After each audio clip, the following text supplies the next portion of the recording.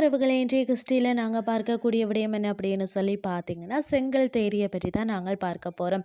எங்கே இருக்குது அப்படிப்பட்ட இடம், அதனுடைய கிறிஸ்டி என்ன அப்படின்னு சொல்லி உங்கள் கூட நானும் சுவாரஸ்யமாக பேச போகிறேன். அதாவது மாவட்டம் திருநெல்வேலியில் தான் இருக்கிறதாம். அதாவது கண்ணு கட்டிய தூரம் வரை வந்து பச்சைப்பட்டு உடுத்தியது போல ஒரு காட்சி அளிக்கக்கூடிய இந்த செங்கல் தேரி வந்து திருநெல்வேலி மாவட்டத்தில் வந்து நாங்குநேரி தலுக்காவில் வந்து களக்காடு புலிகள் காப்பகத்தில் பாதுகாக்கப்பட்ட ஒரு வனப்பகுதியாக இருக்கிறதாம். இங்கே வந்து கால் பதித்ததுமே வந்து நாம் உடம்பிற்கும் உள்ளத்திற்கும் வந்து குளுமை தரக்கூடிய தென்றலின் குளிர்ச்சியை வந்து வேறு எங்குமே வந்து அனுபவிக்க முடியாத அளவுக்கு இருக்கிறதாம். அதாவது ஆங்கிலேயர் ஆட்சி காலத்தின் போது வந்து கட்டப்பட்ட அழகு மிளிரும் பங்களா வந்து இன்றும் கூட உயிர்ப்புடன் வந்து இருக்கிறதாம்.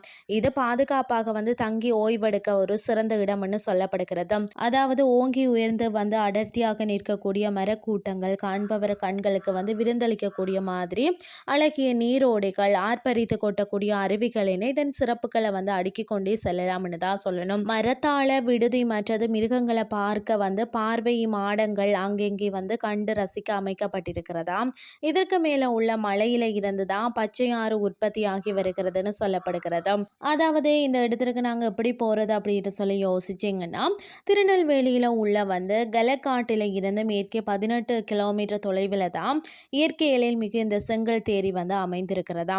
அற்புதமான செங்கல் தேரி இயற்கை தாளாட்டும் ஒரு சொர்க்கபுரி என்று சொன்னால் அது வந்து மிகையாகாது. அந்த அளவுக்கு ஒரு அழகான ஒரு இடம்னு சொல்லலாம். நீங்களும் போய் பாருங்க, என்ஜாய் பண்ணுங்க.